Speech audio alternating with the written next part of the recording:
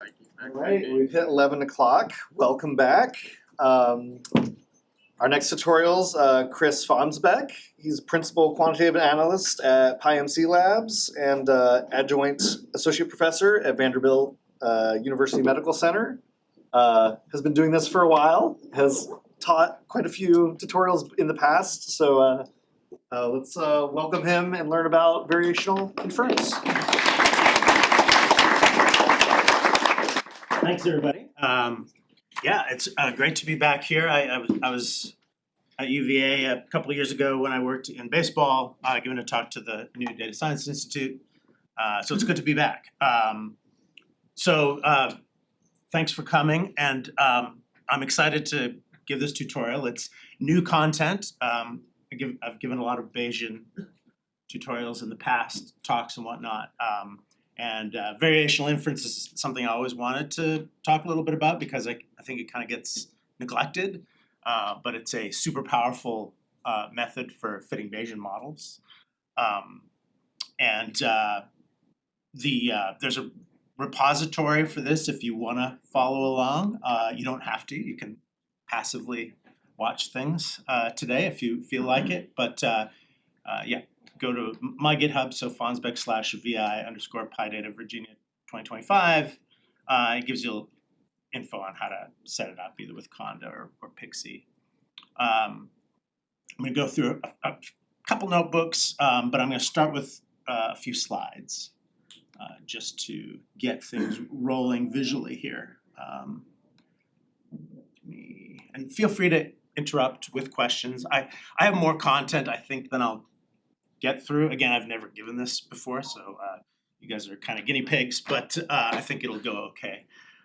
But there's because they're in the notebooks, you can go through them yourselves a little bit later for the stuff that we don't get to. So I had a little help building this tutorial. Michael Cow is actually a Google Summer of Code student of mine. He just finished last summer, and he actually implemented Pathfinder variational inference in PyMC. So this is all very, very new stuff, and he did a great job. So he helped me set this up, and then Alex and Dora used to work for PyMC Labs, now works for the Miami Marlins. So I was in baseball, and now I'm with PyMC Labs, and he was with PyMC Labs, now he's with baseball. So did the switcheroo there. So that's who those folks are. So let's dive in then. So again, probably know why you're here is to do Bayesian inference with variational inference.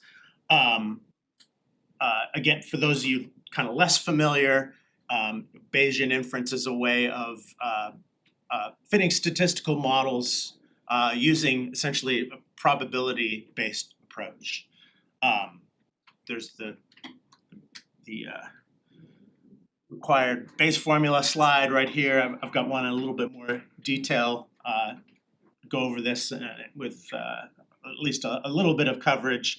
But if you ask kind of some of the experts how they define Bayesian inference, Andrew Gelman says practical methods for using probability models for quantities we observe and about which we wish to learn. So we're essentially ascribing everything that we're interested in.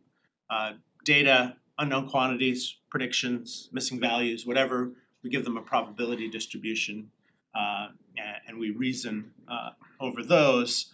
And everything is based on Bayes formula. It's the only estimator for doing Bayesian inference. You don't have to generate estimators like classical frequentist statisticians have to do. And this is kind of the anatomy of Bayes formula, right? So we're going to call everything that's unknown, unobserved variables, parameters, regression parameters, things like that. We're going to call that theta. So theta will be usually a vector, and then y is going to be the data.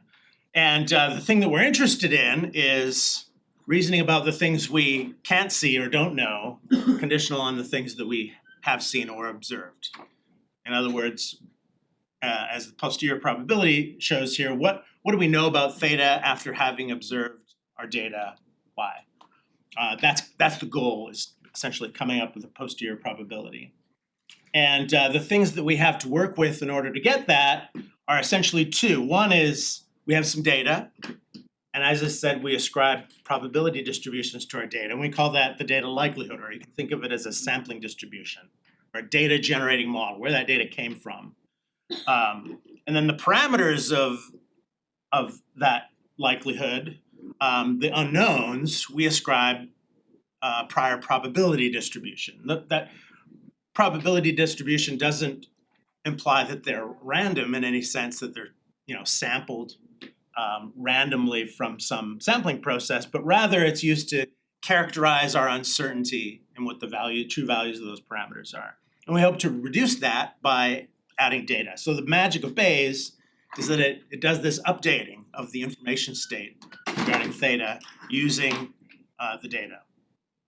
So the thing I haven't talked about, which is kind of the reason we're here, is this annoying little denominator in Bayes' formula, which is the normalizing constant.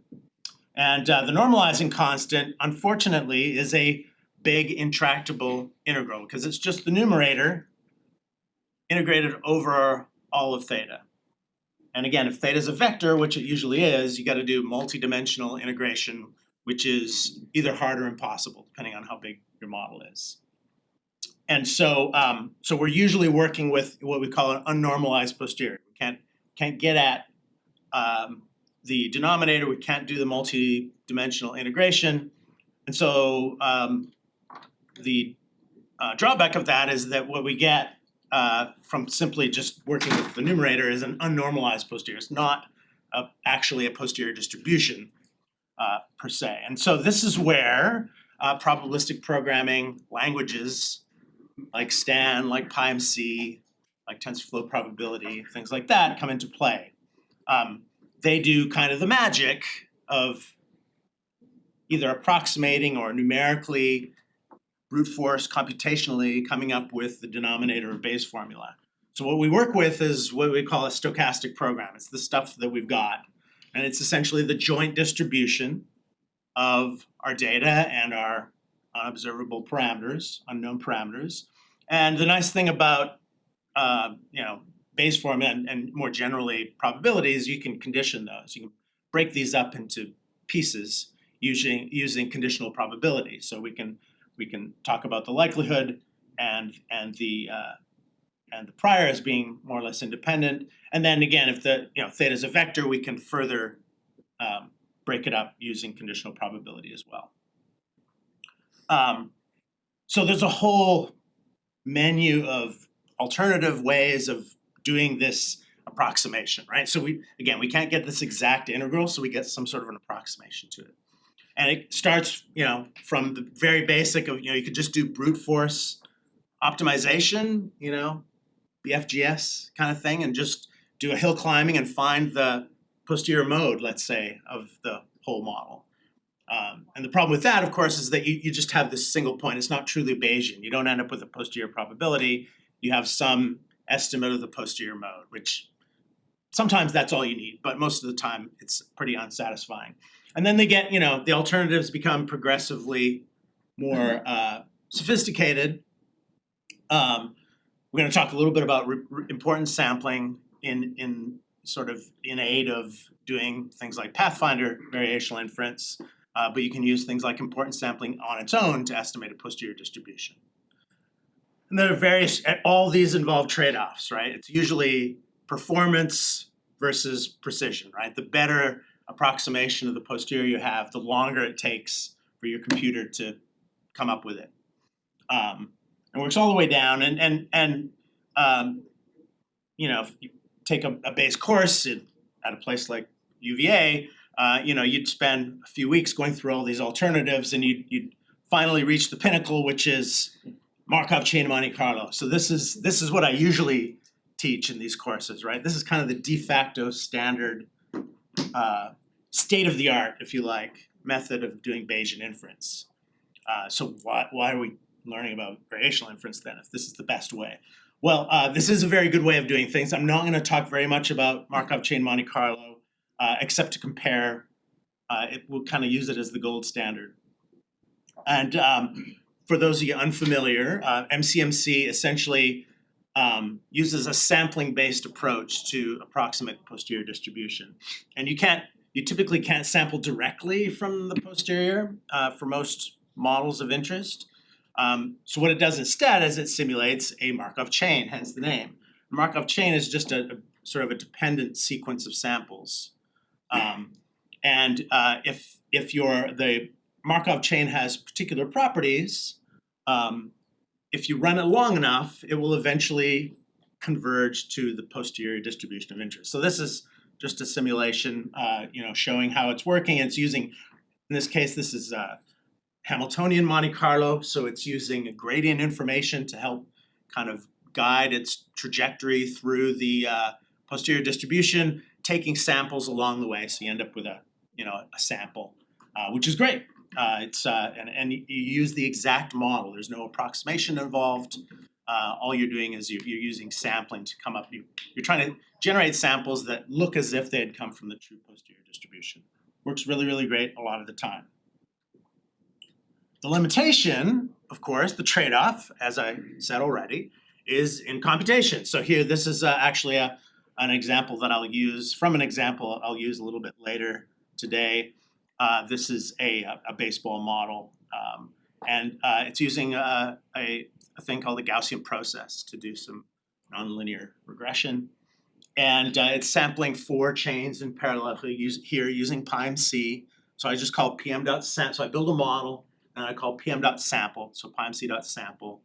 And it uses Hamiltonian Monte Carlo. And you can see that, and this isn't a very big data set. Well, it's relatively big, but Gaussian processes are particularly complicated.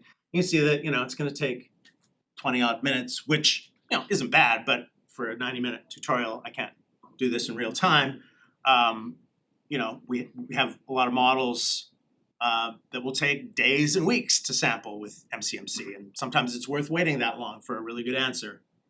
So this is kind of why we're going to look at alternatives, is that in the age of quote-unquote big data, MCMC doesn't always scale well. It scales pretty well with the size of the model, as in terms of the numbers of parameters. But then when you add the data, it's got to evaluate the likelihood over all the data points at every iteration. It can take a long time. So an alternative to that is abandon the sort of sampling-based approach, which is kind of the bottleneck here, and let's go back to that idea of optimization that I talked about with the maximum a posteriori estimate, except we're going to do a little bit better job of it here. What we're going to do instead is say, we can't figure out this posterior distribution that we're interested in, but we can come up with an approximate posterior distribution, and we'll call that Q. This could be, there are different flavors of this. One is to do what's called a mean field approximation, where you assume all the parameters in the model are independent, they multiply together, or you can take into account correlations between them. And you get this approximating distribution, let's say like a multivariate normal, something like that. And then what you do is you optimize the parameters of that approximating distribution until it's as close as possible to the true posterior distribution. Right? So we'll change the values of the parameters. We might transform it. We might do a whole bunch of things. And we're going to measure, how do you measure closeness to a posterior distribution? One way is to use a metric like Kolbeck-Leibler divergence, which kind of measures the information distance between two distributions. There are other metrics as well, but that's kind of the idea, right? So we're going back to optimization, but we're not just going to hill climb. We're going to actually optimize an approximation to be really close to the true posterior distribution. Trade-offs, right? So there's limitations to this. It has trouble with some more complicated models, like if you've got multiple modes if it's not like a nice symmetric unimodal distribution, the posterior, it may have trouble with that. It often doesn't do as good a job at truly characterizing the uncertainty, particularly in that sort of mean field example where we're assuming everything's independent when they actually aren't. And you never quite know if you're hitting some global optimum. Anytime you do optimization, you can always get stuck at local minimum, maximum, or minimum, depending on what you're doing. So you got to be careful. Again, depending on what you need. If you're really worried about getting a precise estimate of uncertainty, variational inference may not be for you. And if you've got really challenging geometries to your model, it may not be for you either. But the good news is there's that same model, and it fit in about 49 seconds. So anybody that's doing like online estimation where you've got streaming data or something like that, large quantities of data, things like variational inference is a nice alternative. Okay. So what cases are we using here? Well, again, large data sets, hundreds of thousands or millions of observations. When I worked in baseball for Phillies, we had data sets of hundreds of thousands of pitches, all the pitches in the last 5 years of Major League Baseball. You're not going to use MCMC for that, right? So we used variational inference for a lot of that stuff. Anytime real-time or interactive applications. Sometimes it's used to jumpstart MCMC. So find really nice starting points for a really big MCMC run. So you do this kind of approximation, use that approximation as a starting point. And then whenever you're limited in terms of computation, when you haven't got a GPU handy, that sort of thing. Okay, so that's kind of the summary.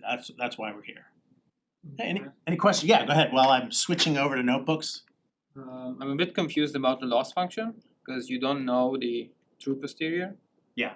So are you just maximizing log likelihood or something? Or? No, so that's what we're going to cover now. So I showed you that callback-Leibler distance, and the callback-Leibler distance assumes that you have the posterior distribution, target posterior, to compare it to.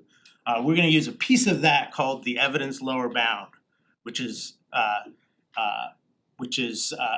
piece of callback-Leibler. The other piece is a constant, and it turns out when you maximize that, you also minimize the callback-Leibler distance. So we've got tricks essentially for cases where we don't know the true posterior distribution, which is most of the time. Cool? Any other questions? Okay.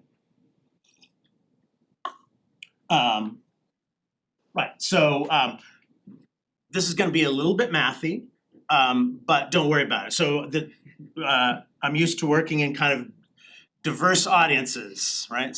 Anybody here actual statisticians? Practicing statisticians? One. Okay, so she'll understand everything.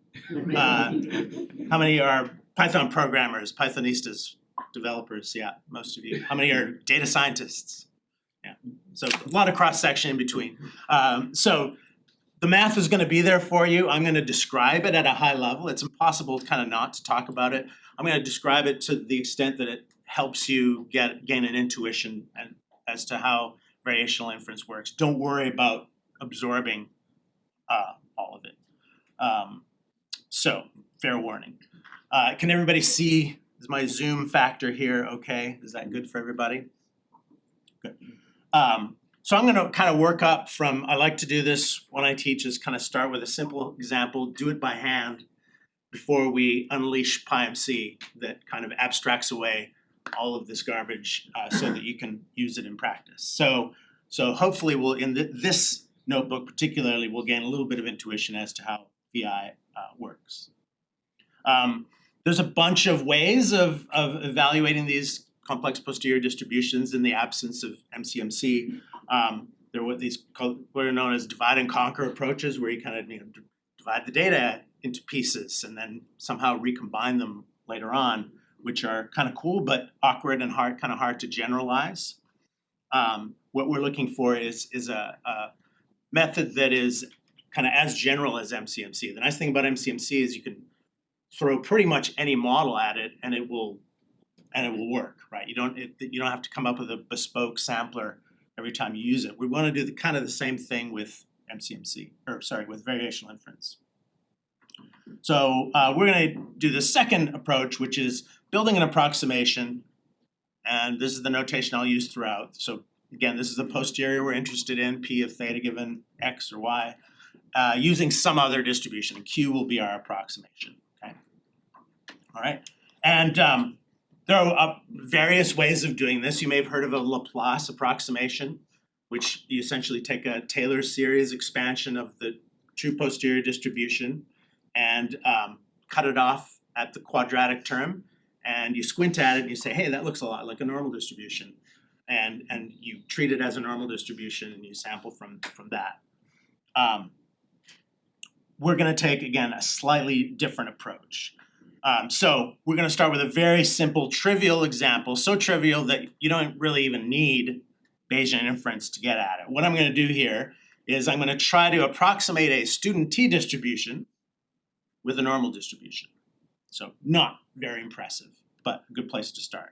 So those of you less familiar with the various rogues gallery of statistical distributions, a t distribution is just kind of like a Gaussian distribution, but it's got heavier tails, right? So a normal distribution is very, very narrow-tailed. It likes everything to be close to the mean, within 2 or 3 standard deviations of the mean.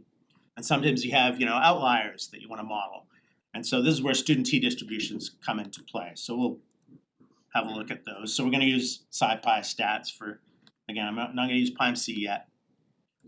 So, that's kind of the situation. So we're going to approximate P. So notice that the student t distribution's got these fatter tails, right? Whereas almost all the probability is gone from the normal once it gets to positive or negative 3. And so the idea is how can we change the, parameterize the normal to get as close as possible to this student t distribution, okay? So what do we mean by get close? What metric are we going to use to measure the closeness of one distribution to the other? Well, a naive approach, if you're a statistician, might be to use something like mean squared error, right? So the mean squared error between log p of z and log q of z. We're going to work on the log scale most of the time because it's easier more stable to add and subtract things rather than multiply them. All right, so our approximation then is going to be like this. So we're going to weight points that have more probability in the approximation appropriately, depending on how we pick theta. So we've got this known distribution, and at each step, we're going to have a grid of points, and then we're going to optimize it based on this objective function, which is mean squared error, so that it gets closer and closer to the t distribution, student t distribution. So here's log q. This is our Gaussian log probability, and it's going to be parameterized by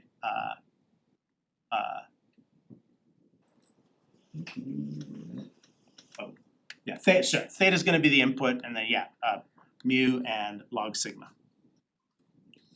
Okay, and here's our objective function.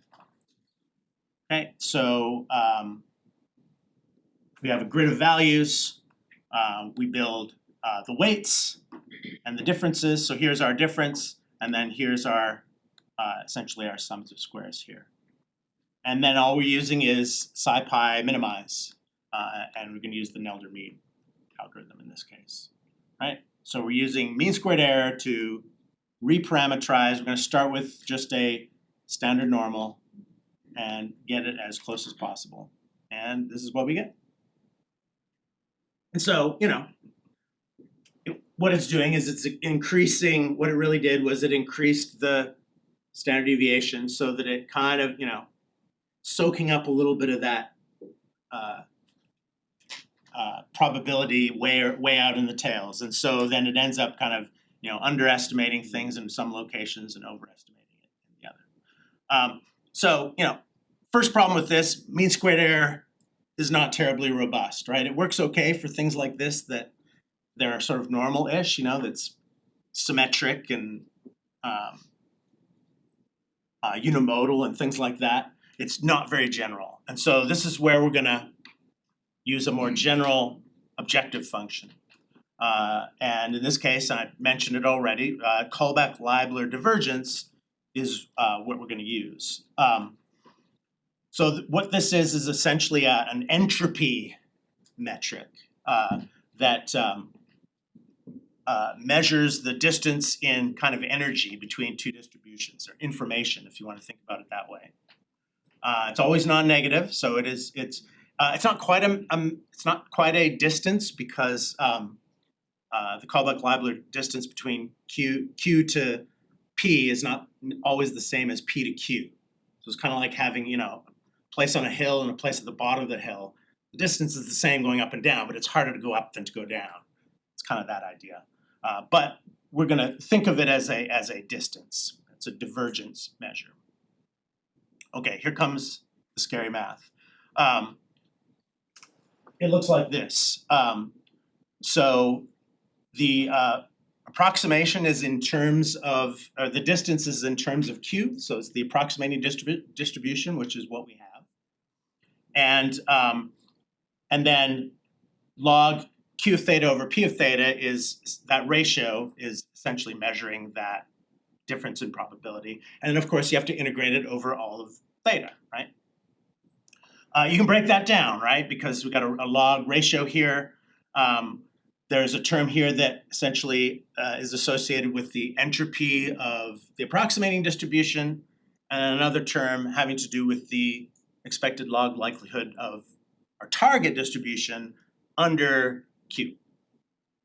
Okay, so this is essentially that estimated, so implemented here. So here's our entropy.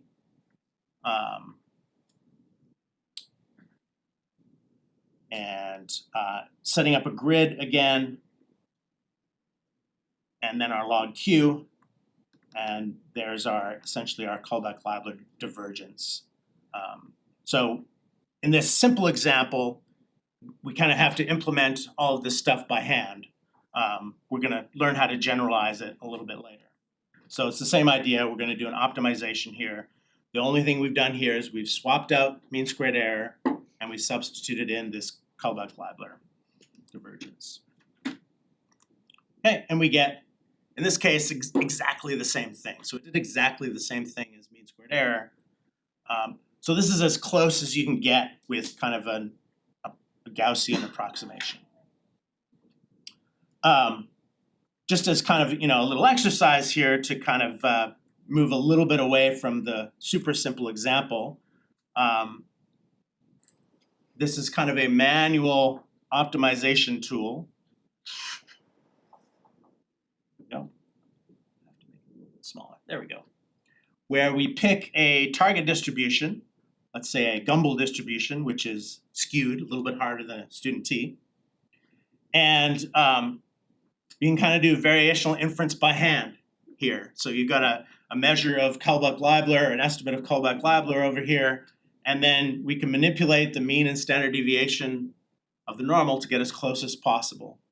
So we might, move the mean this way, and you can see Kullback-Leibler goes down, keeps going down. Oh, now it's gone up again, so let's put it back here. There we go, that looks okay. And then now we might want to increase the standard deviation to kind of take in some of that tail. Going down, went back up. Maybe that's as close as we get. So we get an approximation. That's kind of the idea. So, is this red dotted line a good enough approximation of the blue line? It depends, right? Depends on what you're going to be using this for. We can do a little bit better than that, right? So there's a little bit more to it than that. Let's look at this kind of more difficult PDF, something closer to kind of a real life example. This is just a weird PDF that is constrained to the 0-1 interval, so it might be used for modeling probabilities. So it's 1,000 log theta plus log 1 minus theta. Again, theta is between 0 and 1. Minus c, and c is a beta distribution, which is also constrained to 0, 1. So we're going to call this our hard distribution, this guy right here. And the way it's been parameterized, it's kind of funny. It's way over close to 1. So, again, maybe a challenging distribution to work with. Definitely skewed. Has to be less than 1. All right. Well, one thing we might do right off the bat is transform it a little bit. So we can do the logit transformation, which is a way of mapping things on the unit interval to the real line. That's this guy here. So now we're looking at something like this. And so we could,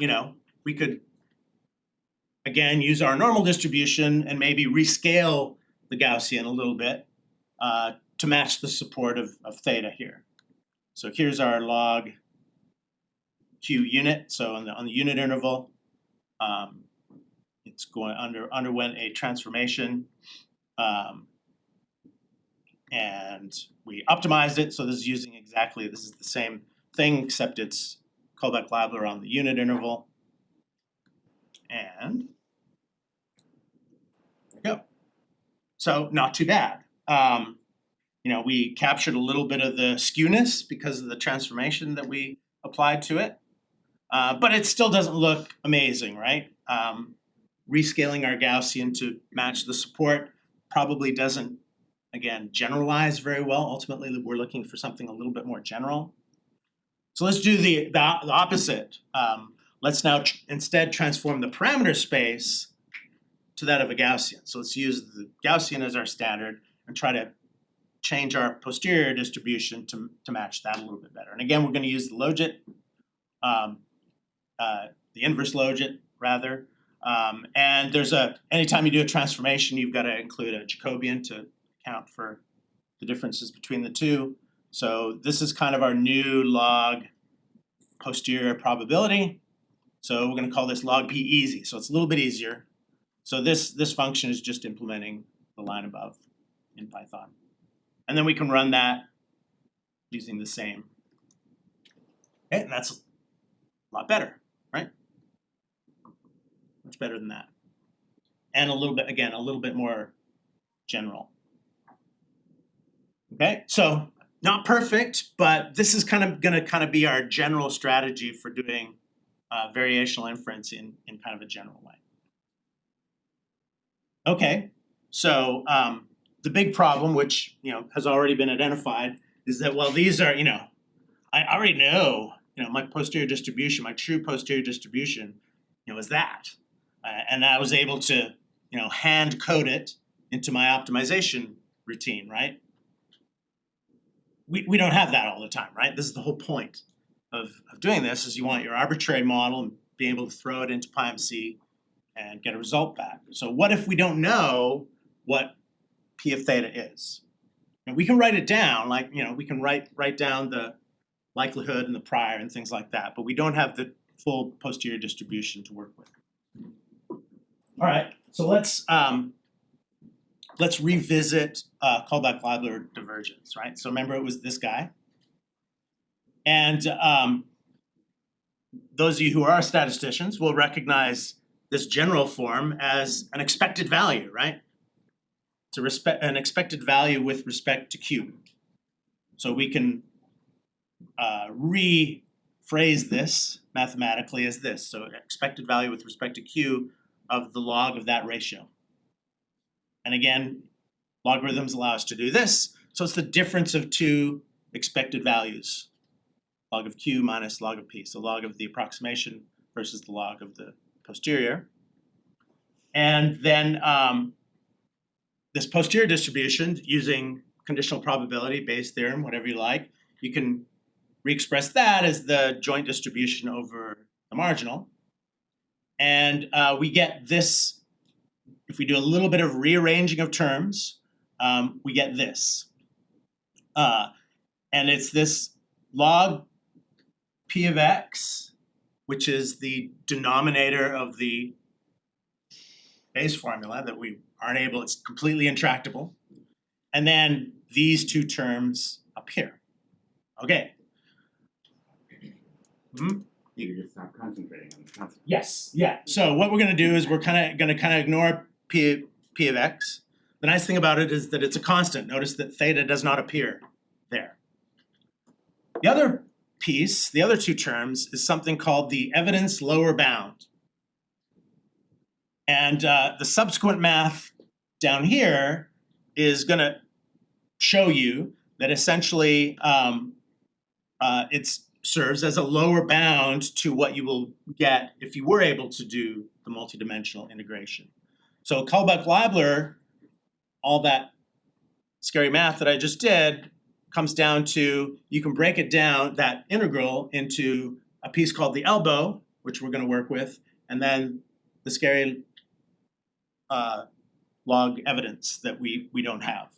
And we invoke something called Jensen's inequality, which essentially says that expectations of functions are greater than the functions of expectations, that show that prove that this is going to be an actual lower bound. And what this allows us to do is maximize this quantity called the elbow, and that will guarantee that we're simultaneously minimizing Kullback-Leibler. So this is how, without the availability of the true posterior distribution, we're still going to be able to do variational inference. So if we go back and look at the elbow, this guy here, or wait, yeah, this guy here, it's got two things that we've got, right? Log Q of theta is just our auxiliary distribution, our approximating distribution, you know, a Gaussian or whatever. And then this is the log joint distribution of the data and parameters. And we've got that, right? We've got our likelihood and we've got our prior. So we have everything here. So we can work with this. Okay, again, not going to dig deeply into the math, but that's kind of the intuition behind it. All right, so practitioners have known, the Bayesians have known about this forever and ever. You used to learn about variational inference and then quickly move on, because you gotta kind of make a whole bunch of decisions about, which approximation, which Q do you use? And that Q could potentially change for every problem. Again, we don't want to write a bespoke variational inference algorithm every time we want to fit a Bayesian model. The key is to generalizing this so that the user doesn't have to worry about making those choices. Those choices are kind of made for them. And so, right around 2015, so Al Kusekelbier was at Columbia University, worked with Andrew Gelman, came up with a nice algorithm to generalize and automate a lot of those choices. This is called automatic differentiation variational inference, a mouthful, ADVI for short. It kind of implements the idea that I just showed you from before, right? Just stick with your simple, normal approximation and make all the changes to the unknown side, to the data, to the parameters. So what we're going to do is, we start with our probabilistic model. Again, that's the thing we have, the likelihood and the prior. And then we come up with a transformation that gets rid of any constraints to the model, right? So showed you the one above where it's constrained to be 0, 1. We used a inverse logit transformation to move everything into the real line. If it was positively constrained, like a variance parameter or something like that, you could do a inverse log transformation and put that on the real line. So you're not worried about boundary conditions and things like that, things that you have to worry about while you're running the algorithm. So yeah, positive parameters log transform. You use stick breaking transforms or inverse logit for probabilities. Sigmoid transforms for things that are bound, if you got things that are bounded above or below. And we do that to everything in the model until the whole model lives on the real hyperplane. Then we use a really simple Gaussian variational family. Q is going to be normal. To start off with, we're going to do what I showed you earlier, the mean field assumption. We're going to pretend all of the thetas are independent of one another, so you don't have to worry about correlations or anything like that. The next thing we're going to do is do a kind of an affine transformation, which means essentially a standardization of that normal distribution, so that we don't even have to worry about the mean and the standard deviation. We're going to fit everything to a standard normal, mean 0, standard deviation 1. doesn't get any simpler than that. Makes things really, really easy from kind of an optimization standpoint.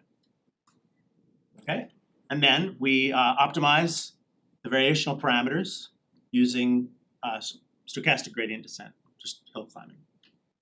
Cool? Okay. Pictures are always nice. So these are the 3 steps. So we have this, everything in its kind of original variable space on the left. And this particular example is constrained to be positive. So you can see the prior here is this dotted line that's bounded by 0. And then we're going to do a log transformation, put that on the real line so we don't have to worry about negative values anymore. And then we standardize it so everything is centered at 0 and standard deviation of 1. Okay. And then we optimize that. And then you can, these are all invertible transformations. Notice the arrows go both ways. So when we're done, all this happens under the hood. Users don't have to worry about any of this. So when we're done, we back transform everything to the nominal variable space and everyone's happy. All right, so again, we're going to do this a little bit by hand at first before we jump into PyMC and stuff. Okay, I'll kind of skim over this a little bit. It just gets into some of the tricks with the evidence lower bound. It's got this determinant, this Jacobian correction for doing the transformation that you got to worry about. You approximate this by drawing samples from the variational distribution, the normal. So the way to approximate an integral is you take a bunch of samples, discrete samples, and then you take the average, right? If you take enough samples, you converge, use via the strong law of large numbers to the true integral. And then the other thing we do is this elliptic standardization, which gives us a result that is in terms of the variational parameters. So here these are sigma and mu. Okay. All right. So this is something we can work with using a computational backend, which for now is still going to be SciPy. We'll use PyMC a little bit later. Again, I'm going to show you how the sausage is made here. So here's now we haven't hard coded really anything in here. Right, there's no posterior form of the thing that we don't know anymore. Otherwise, it's exactly the same. We're working with the elbow now. And the only thing we've hard-coded is the derivatives. But it's always going to be in terms of the standard normal, right? That won't change, irrespective of what posterior distribution we're using. Go. And boom. There's our approximation using ADVI. Okay, so that's going to be kind of the last step. Is nobody wants to write derivatives by hand, and so this is where now we'll leave the world of NumPy or SciPy and start working with PyMC. Does everybody have a feel for how this automation works? Yeah. What part of the automation determined which of those reversible transformations to do to the parameters? Like decided to unload it or no? Yeah, it's the logit one. So we were working with the that weird distribution that's constrained to 0, 1. So we did the inverse logit in that Right, case. but who did it? We did. Yeah, we did it. Yeah. So the other piece of the automation then is going to be determining which transformation to do, and all that information should be in the prior, right? So we specified this prior here that is, in this case was constrained to be positive. That might have been a gamma distribution or something like that, and so the automation would say, oh, this is gamma, it has to be positive, so we got to do a log transformation. The one I did here was using the inverse logit, and again, that's not something you want to do manually either. Are you minimizing with respect to parameters phi that are in standardized are define some distribution in the standardized space? Yeah, it's all in the standardized space, and it's with respect to the variational parameters, which are mu and sigma. So the only thing we have to optimize are mu and sigma, because all we're doing Scalars, mu and sigma? scalar mu, scalar sigma. Yeah. In this case. In more general case, with this mean field approximation, you're gonna have a mean and sigma for each one. The affine transformation, that's just linear, right? So is that, I guess when, it seems like sometimes that will be less good than other times. Like, is that if your prior is particularly bad, is that gonna? So, spoiler alert, there are gonna be situations like a mixture distribution, things like that, where really won't work very well. So there are gonna be cases where it doesn't work, but this is what allows us to generalize it to fit to anything. Okay, yeah, I guess I'm trying to get some intuition into what, because I guess I feel like if you're sampling with MCMC and you have like bad priors, eventually you can still converge to the right thing, it just sort of takes longer. So, but is that gonna be less the case here because the transform is based on your initial starting point? Yeah, so it does, it is conditional a little bit on properly specifying priors. So this will break if you specify like a normal distribution on something that's constrained to be positive. Whereas MCMC, that used to be the case with MCMC as well, but you can engineer it to filter those samples out. It's a little bit more difficult here. So it does presuppose that you've specified your model correctly. Yeah. Okay. So now we'll leave the universe of manual implementation and look at PyMC, variational inference of PyMC. How many people have used PyMC or Stan or some probabilistic language before? Half-ish, okay. So anticipated this, and I'm gonna give you a kind of a brief introduction to PyMC. I'm not gonna go into the kind of heavy details, but essentially show you how to express a model and fit it with various algorithms like variational inference and MCMC. It is very, very high level, so it's kind of easy to initially learn. There's nuance to it that you'd learn in a bigger PyMC tutorial, but hopefully this will kind of give you a flavor.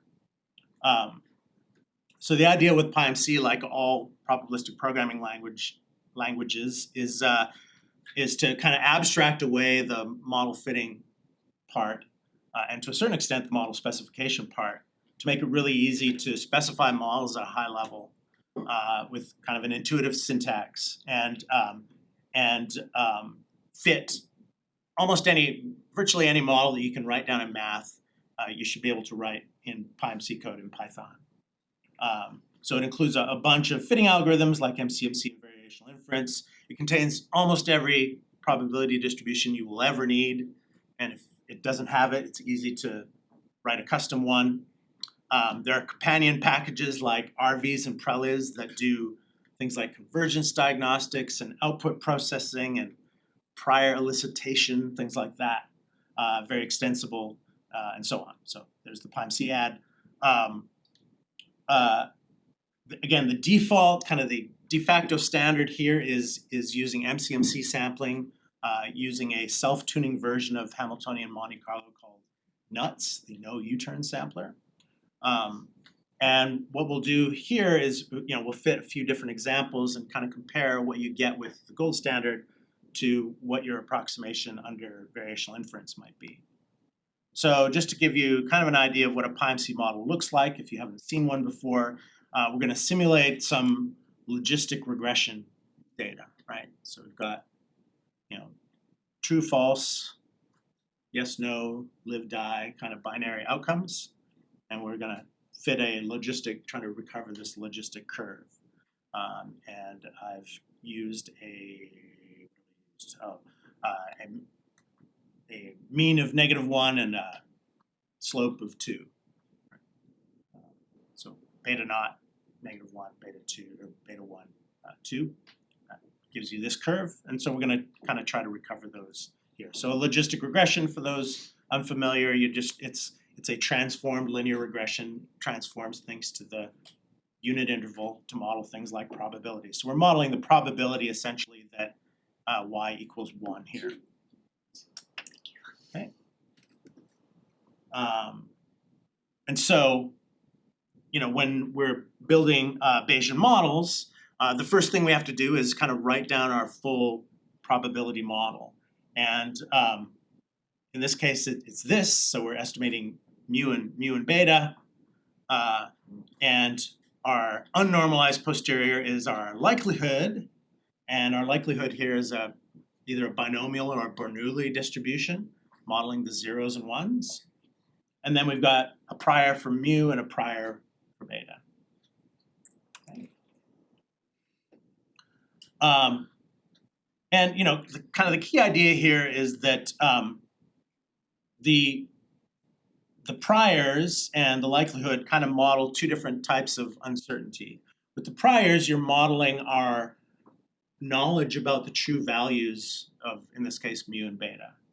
So it's kind of an epistemic probability. We've hijacked probability distributions not to describe, variability of values being sampled from some sampling distribution, but rather to give a sense of the information that we have about its true values. So if we have lots and lots of data, that distribution kind of converges to a point mass. So this is kind of an epistemic probability. The one for the outcome, for the likelihood, is essentially a stochastic value that doesn't. You don't reduce that by having more data or more information, right? It's still at the end of the day a coin flip.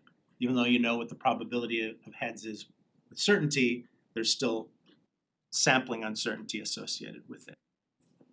So in PyMC, we have different types of nodes that are used to represent each of those things. And kind of the two major differences are things that are termed to be kind of stochastic, so where their value is only partly determined by its arguments. Again, even though you know the mean and the standard deviation of a normal distribution, every time you sample from it, it's going to be potentially a different value. The other type of node is a deterministic node. So sometimes you've got to do transformations, add two variables together, those sorts of things. A deterministic node doesn't add any additional stochasticity.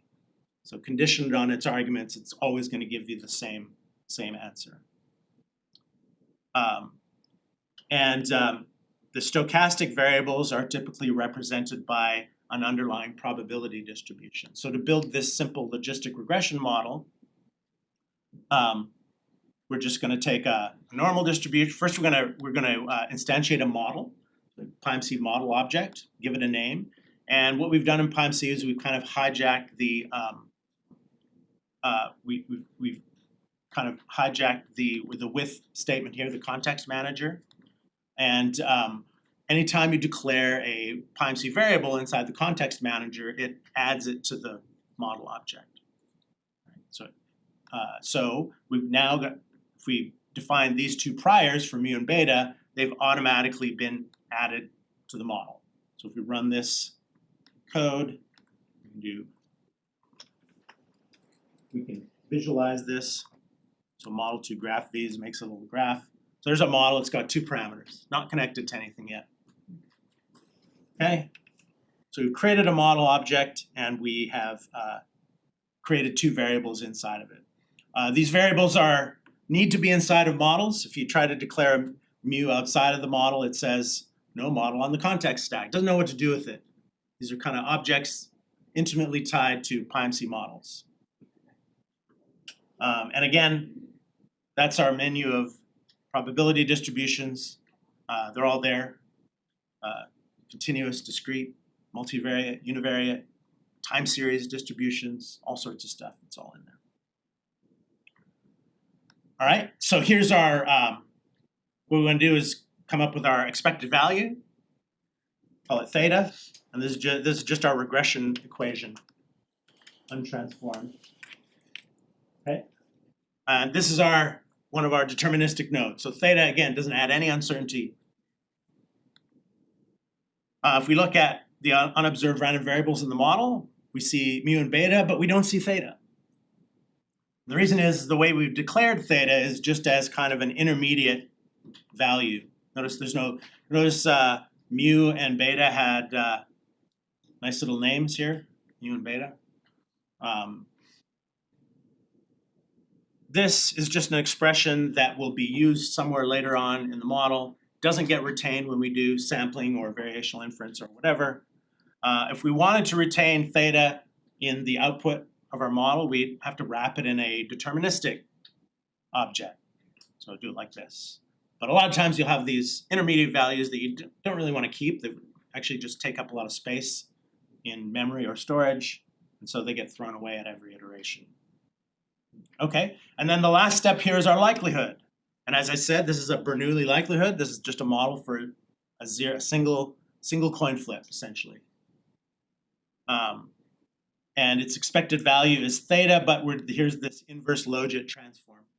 So it puts it on the 0-1 scale so that it's a probability. And then what makes it a likelihood is that we attach some data to it. So this observed flag, or this observed argument, is where the data goes. And we pass it y. Otherwise, there's no difference, right? It's just otherwise just another Bernoulli distribution. What the data does is essentially it pins that value or that distribution to those values and forces other things in the model to change. So because this has been observed, right? The data doesn't change, we hope. Okay, and so here's our data now, or our model, excuse me. So we got simulated 100 outcomes. The shaded variable means that it's the shaded node means that it's observed, and the little plate means that there's multiples of them. Okay, and so if we were just going to run MCMC, works really fast. pm.sample takes 1,000 iterations, tunes it for 2,000 ahead of time. Didn't even really need that, and it took like a second to run 4 chains really fast. Really small model. And they assign the output to something called a trace. And a trace is essentially a souped up X-array. And it's used to store things of different shapes and sizes. So here it includes the posterior values for mu and theta. These are the actual sampled values here. Information about how the sampling actually went. And it even includes a copy of your data. And RVs, as I mentioned before, is kind of a companion package that can be used with any probabilistic programming language, not just PyMC. And it does things like plotting. So we can plot. These are the sampled values, and that's what the distribution of the sampled values. Each line represents a chain of sampled values. Okay, MCMC is great, but not while we're here. How do you do variational inference? Well, it's just as simple. Thomas Vicky, who one of the core developers of PyMC and the CEO of PyMC Labs, in fact, calls pm.sample the magical inference button, because it just completely abstracts away all an entire MCMC course and lets you run it in one command.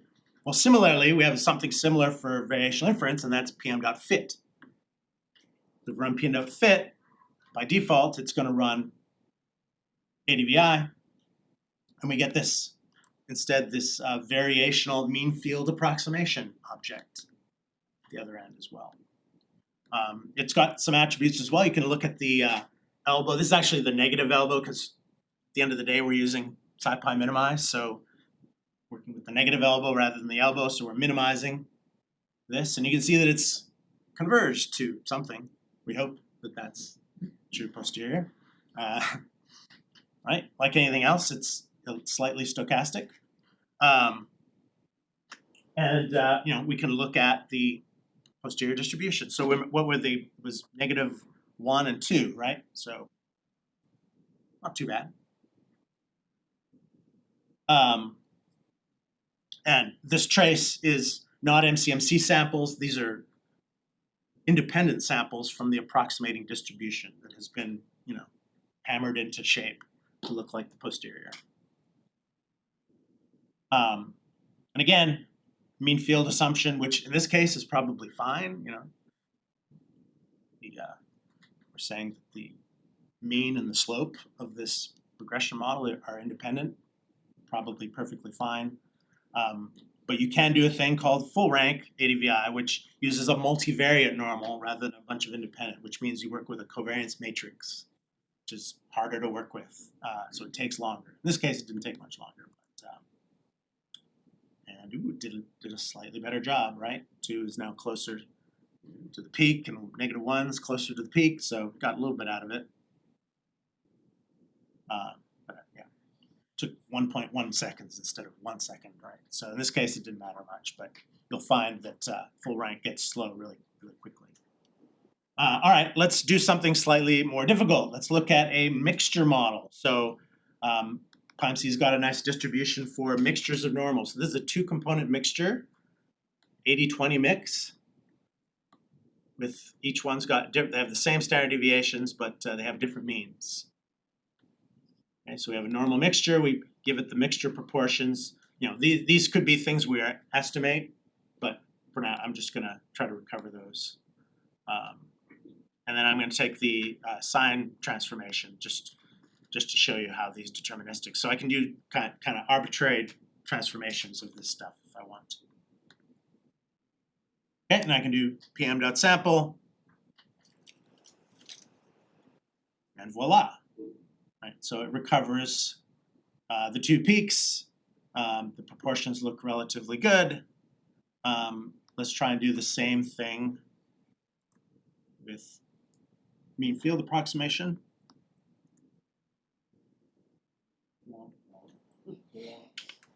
Okay, a normal multivariate normal distribution can only, standard normal distribution can only do so much, and it can't characterize 2 peaks like that. It's just impossible. Okay, which brings up, obvious question: how do you evaluate convergence? It can be a little bit tricky, but PyMC offers a bunch of callbacks. So we can add a callback to pm.fit that checks convergence and terminates it early, right? So it won't do extra sampling that it didn't need to. You can also track parameters, and in this case, you've got to use the object-oriented way of doing variational inference rather than using pm.fit. You've got to instantiate an ADVI object, which is the same. This is what's being done under the hood with pm.fit.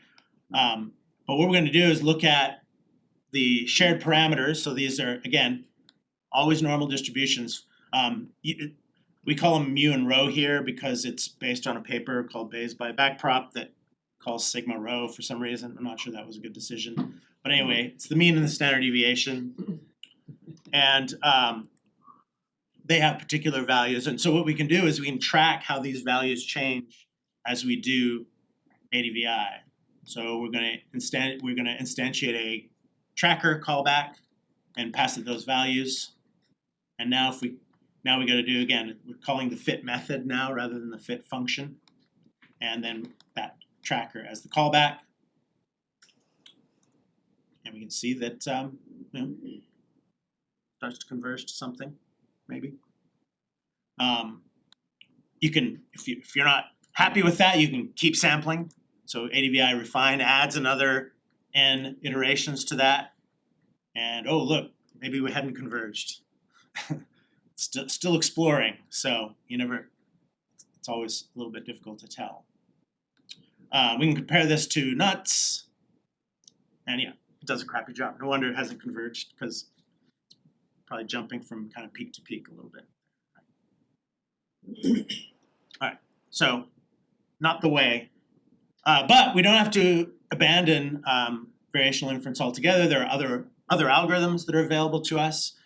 Just quickly touch on Stein variational gradient descent. This is a completely different approach. It uses a bunch of particles, so it samples random initial values, and then uses what's called the Stein operator to do hill climbing essentially for each of the individual points. So it works with sample points directly and kind of migrates them, still using callback Leibler, so still officially variational inference as the objective.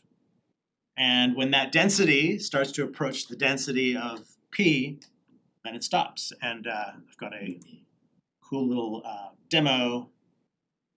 We won't use this very much here, but it's always good to know about. So here's banana shaped distribution. Here, let's do the multimodal.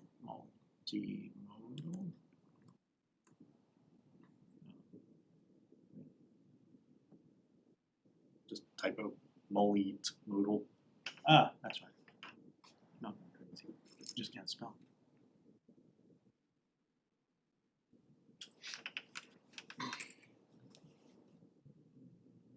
Should have stuck with banana. So we're going to start with 50 particles, and we're going to do 150 iterations. See how things go. And again, you're going to make decisions here about how many iterations to run it for, how many particles you need to accurately characterize things, and so on, but that's kind of the idea. And so this allows us to get at things like multimodal because different particles will go to different places. Again, assuming that you've initialized things properly. So,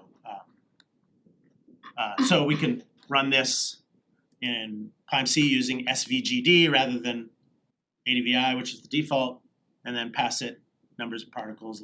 You can even customize the optimizer, so I can use stochastic gradient descent here.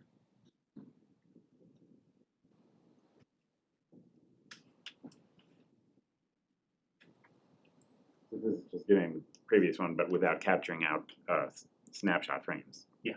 Okay. I guess speed-wise, this seems slower than the nut sampler.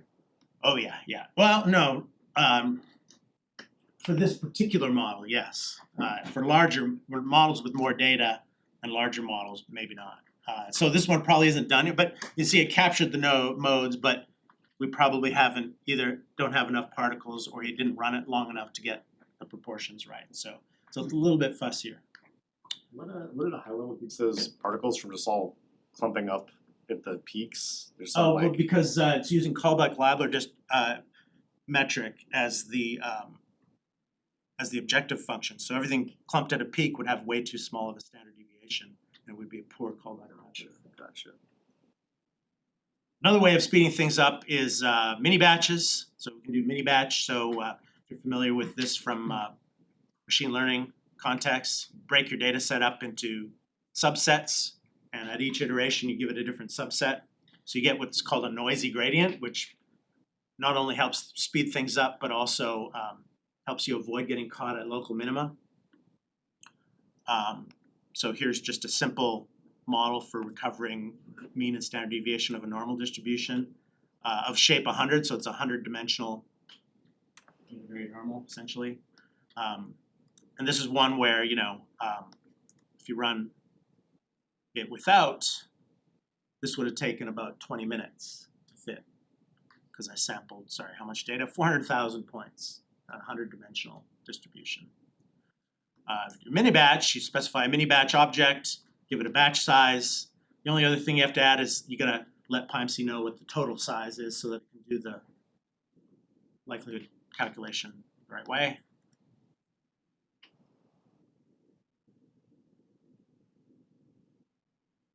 And rather than 20 minutes, we get about 20 seconds for that.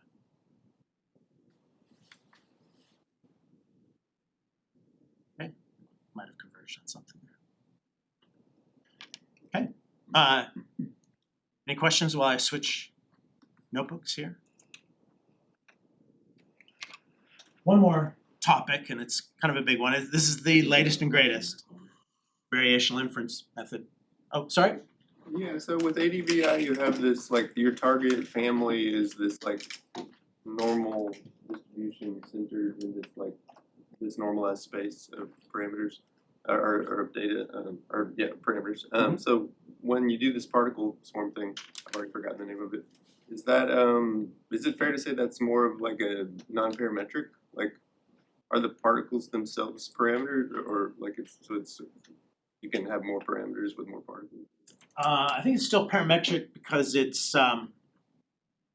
your model is parametric, so it's based on the parameters in the target model. It's not based anymore on the parameters of the approximating distribution.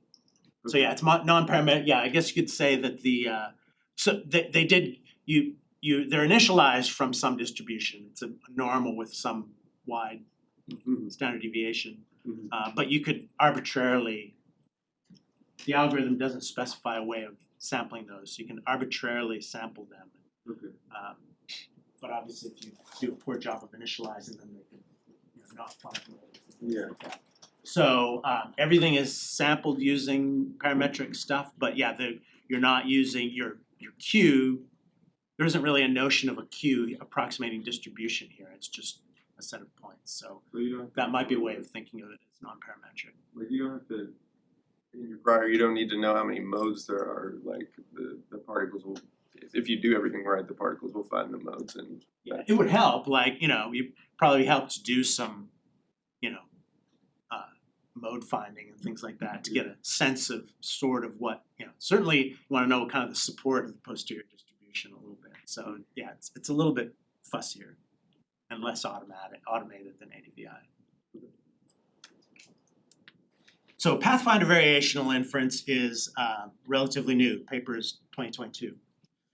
So this is a nice alternative to ADVI and Stein Variational Gradient Descent that was kind of come upon by accident. It was actually created by Zhang et al., which includes Bob Carpenter, who's one of the creator of Stan, and Andrew Gelman and others. What they're trying to come up with was an algorithm for initializing nuts, which again, as I said before, is one of the motivations for using variational inference sometimes. And what they found out was that these sort of initialization points that they got from this Pathfinder algorithm ended up being pretty good posterior distributions in and of themselves. So you could use them, as a method of inference without even doing the MCMC. It uses a slightly different approach. What we're going to do here instead is do sort of standard like optimization, quasi-Newton optimization paths, like you would just doing maximum a posteriori. But then we're going to do some sampling along the way and use Kullback-Leibler to kind of mess with those samples to try to get it to be the shape of the posterior distribution. So it's got a bunch of advantages. It's fast. It requires fewer gradient evaluations than either ADVI or MCMC. Scales really well with the size of the model and the size of the data set. And unlike ADVI, which is purely sequential, we can actually do these elbow calculations in parallel because we're going to take some initial samples based on a bunch of approximations, and each of those approximations can be run in parallel. And this is only, again, Google Summer Code student Michael did this last summer, so it's a little bit in its infancy. And in fact, it's not in the main PyMC package yet. It's in our PyMC extras package, but we'll eventually get there. So Pathfinder works like this, kind of a 5-step process. Just use BFGS to climb to the top of the hill to the posterior mode. Along the way, we're going to take note of particular points and do local approximations, normal approximations at those points, sample from those approximations, evaluate the elbow, and then pick a best approximation from that set and sample from those. Okay. So again, this optimization path is nothing special. It's just standard quasi-Newton optimization. You start from an initial point somewhere in the tail of the posterior distribution, and you climb in multiple dimensions to the peak. And as it goes, it saves the points, the steps in that optimization. And at each of those steps, we do a normal, essentially a Laplace approximation. Remember I mentioned it before, it's a second order Taylor expansion, where if you cut off the expansion at the quadratic, this essentially looks like a log normal distribution, right? So it's got this Hessian, this H here is a Hessian matrix that can be converted into a covariance matrix, and then we take a bunch of samples from there. Unlike ADVI, it neither uses the mean field approximation or the full most of the time, although you can do it that way. It uses a lower rank approximation, so it's kind of the best of both worlds. It gets kind of the important parts of the correlation structure accounted for, and then but simplifies the rest of it. So it's a little bit easier and faster computationally to work with. Okay, so sample path, approximations along the way, and then we sample from those approximations using an algorithm called BFGS sample, but the details aren't super important. So it kind of looks like this, right? So climbing the hill, bunch of intermediate points, and then we get a bunch of approximations, and then each color here represents coming from each different normal approximation. Okay, and the key is when do you stop? The best one isn't always the one that's centered at the posterior mode. So we gotta select the best approximation. We do that again using the evidence lower bound.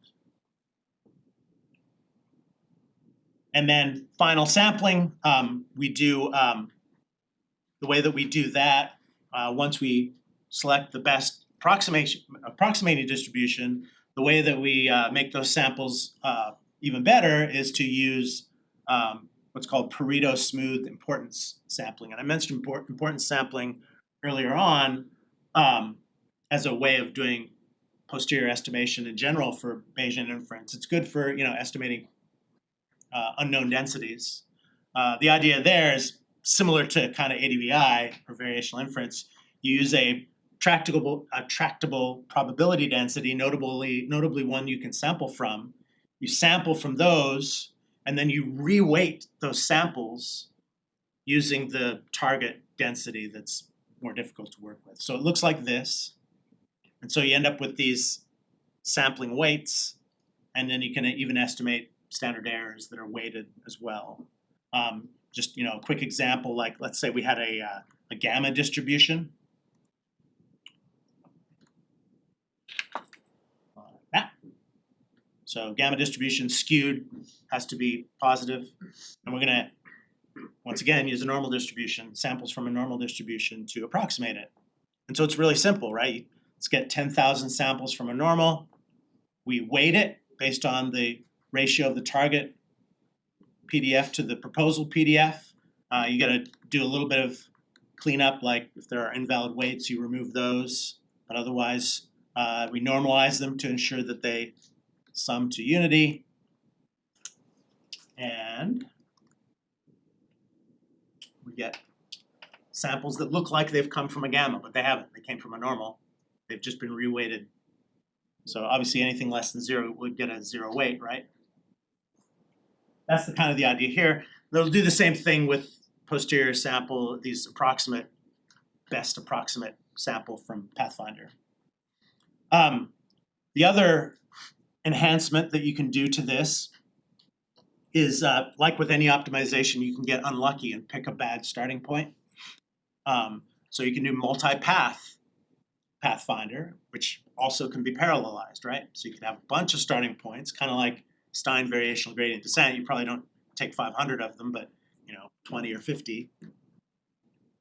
Run them independently, do everything the same, but then you do the importance sampling over all of those paths, not just one path. Does that make sense? Any questions about? I kind of blazed through that, but I think it's kind of a relatively simple conceptually. Maybe not. I'm really not good at this, but it's fascinating. But you tossed off a little remark a little while ago that when you get to the end of the ascent there, and you were choosing samples all along the way, and you're choosing the best samples, they're not necessarily the one where you got to the top. Is that what you said? Why not? Can you explain why not?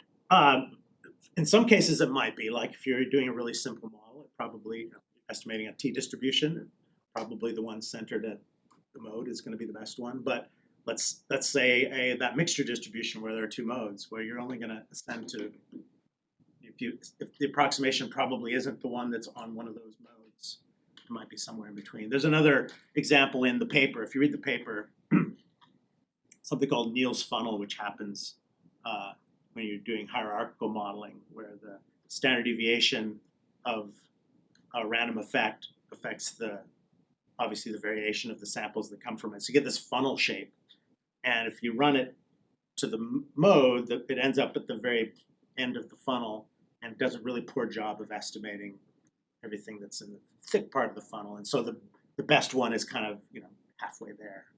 So it just depends on the posterior geometry where the best one's going to be. Yeah. But for simple models, the mode probably will be the best. All right, I got about 10 minutes left to show how this is done in PyMC. And I've got 3 or 4 examples here. Won't get to all of them in detail. And there's an exercise at the end where you can kind of mess with this yourself. But these are relatively famous models in the PyMC world. So if you've used the PyMC before, you might recognize some of them. So this is a hierarchical model I was just talking about. So this is the famous 8 schools problem. So this is trying to estimate the effect of SAT coaching programs. So SATs are supposed to be resistant to coaching.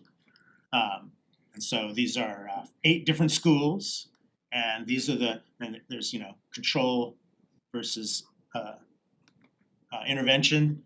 So coached versus uncoached students, and then these are the differences in test scores between the 2 groups. And you can see that there are large positive ones here, some small negative ones maybe. The idea is is there an overall effect of coaching programs?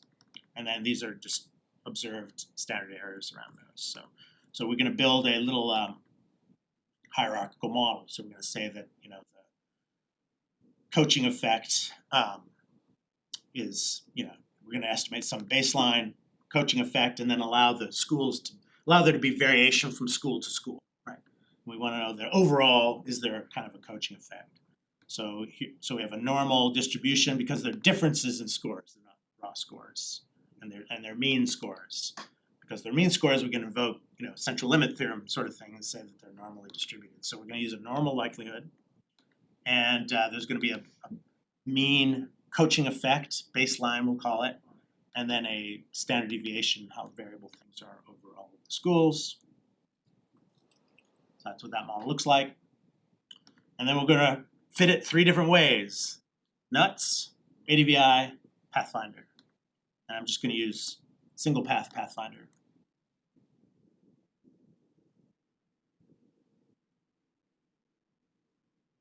Done. Oh, and so Pathfinder gives you a bunch of output that can be useful in diagnosing things. Things like draws per path and so on. A convergence measure. The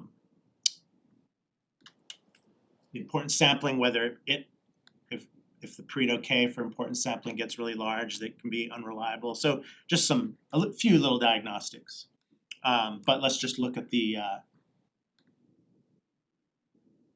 comparison between the 3. So Pathfinder's in green. The individual school effects look okay, but you can see here that so the gold standard is NUTS, which is purple. So at least single path Pathfinder did kind of a terrible job here, right? ADVI actually did a better job. But we can improve Pathfinder. There are some knobs for us to turn here. A couple of knobs. One is jitter. So it's not important here necessarily because I did single path, but you had multiple path. Jitter is essentially the standard deviation of the distribution where you get the initial points from. So how dispersed the starting points are. Obviously number of paths, so more paths, we just may have gotten unlucky here. And then max core, so the BFGS optimization has essentially a history parameter that takes into account information from the optimization path to help it optimize better. And the further back in history you go, the more reliable the optimization, but it's once again the trade-off is computation. So you don't want to crank it up too high. So let's do a couple of these. Let's do add jitter, and we'll do multipath here, which by default I believe it picks 4 paths, and then we'll add we'll boost it to 50 paths and see what happens here. Done.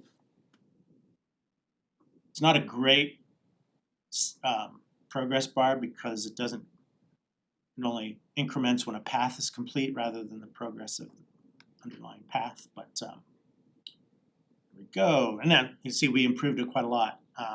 So the brown one there is added jitters. These are both multipath, and then this one's got 50 paths. So look, we probably were getting a little unlucky there, right? This is that funnel problem that I was outlining before. So you can, again, iterate on these if the fit is poor, like any other Bayesian model. If the fit is poor, you can go back and either mess with the fitting algorithm or another thing you can do is reparameterize your model. That's always the best way. So this isn't a great parameterization for this model. We've got 9 parameters to estimate 8 schools. So what we can do is we can force the school offsets to be centered on 0 using a zero-sum normal distribution. And then I used what's called a half Cauchy distribution as the standard deviation, which has a really long tail. So, up into the thousands with a beta value of 5. And so we could use a more informative parameter for, prior. So I use something like a gamma distribution. That's the difference. There's a half Cauchy, there's a gamma distribution. This is more the scale of the problem than that is. So reparameterize it.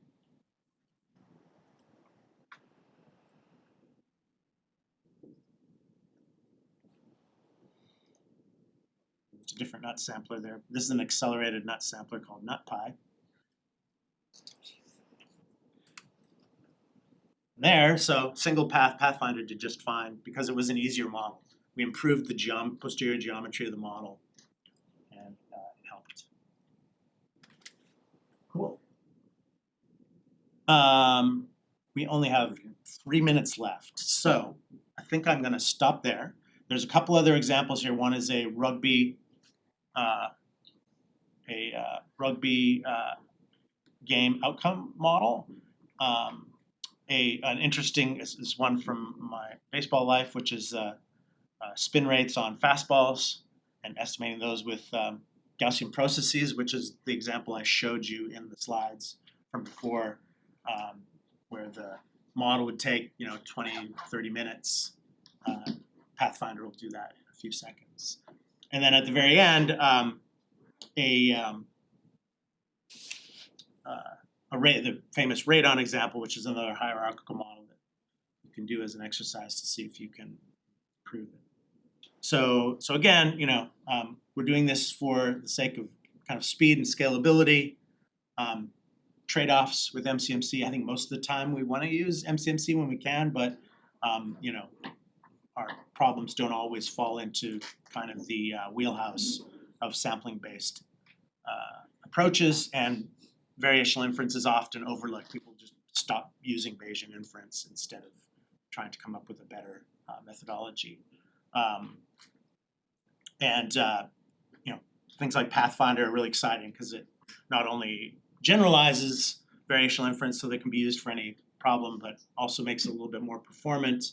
And look on the paper, the original Pathfinder paper, a lot of the times it does just as well as MCMC. So that in some cases there isn't really much of a trade-off to be made.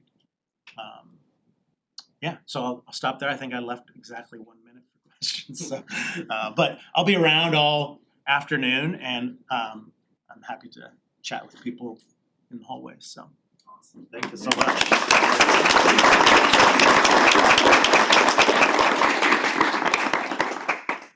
All right, we've got a break for lunch. Next sessions start around 1.